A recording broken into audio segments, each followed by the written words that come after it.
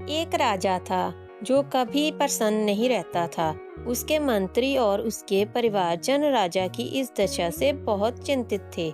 उन्होंने राजा को प्रसन्न रखने के लिए कई उपाय किए, परंतु राजा प्रसन्न नहीं रहता था। उन्होंने कई वैद्यों और हकीमों को राजा के उपचार के लिए बुलवाया, तो वह भी राजा का उपचार करने में असमर्थ रहे। राजा ने ये घोषणा की थी कि जो कोई मेरे इस रोग को सही करेगा, मैं उसे सारा धन दूंगा।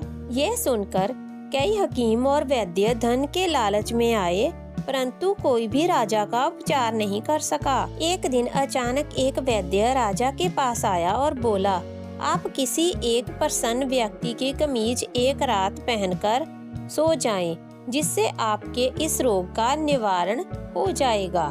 राजा ने सभी को आदेश दिया कि राज्य में किसी प्रसन्न व्यक्ति को खोजें और उसकी कमीज मुझे लाकर दें। सारे सिपाही एक प्रसन्न व्यक्ति की खोज में लग गए, पर किसी को भी राज्य में कोई प्रसन्न व्यक्ति ना मिला। सभी सिपाही राजा के पास खाली हाथ वापस लौट आए। राजा ने अगले दिन दोबारा सिपाहियों को भेजा। कई दिनों तक प्रयत्न करने के बाद सिपाहियों को एक किसान अपने खेत में प्रसन्न मुद्रा में हल चलाते हुए दिखाई दिया। सिपाहियों ने उस व्यक्ति से पूछा, क्या तुम खुश रहते हो? उस व्यक्ति ने उत्तर दिया, मैं बहुत प्रसन्न हूँ। सिपाहियों ने कहा, भाई आप अपनी कमीज हमें दे दें। व्यक्ति ने पूछा, क्यों?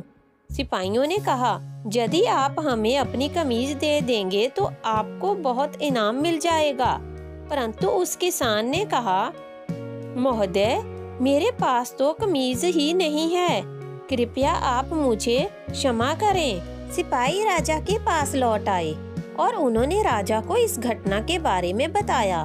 तो राजा को यह आश्चर्य हुआ कि पूरे राज्य में कोई प्रसन्न नहीं है। यदि एक व्यक्ति प्रसन्न है तो उसके पास अपनी एक कमीज नहीं है। सोच विचार करके राजा अपने राज्य का काम झाम संभालने लगता है। ऐसा करने में उसे बड़ी खुशी मिलती है और राजा के इस रोग का उपचार हो जाता है।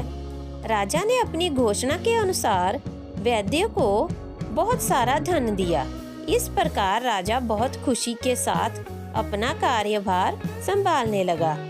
इस कहानी से हमें शिक्षा मिलती है, संतोष सबसे बड़ा धन होता है। हमें हर हाल में प्रसन्न रहना चाहिए।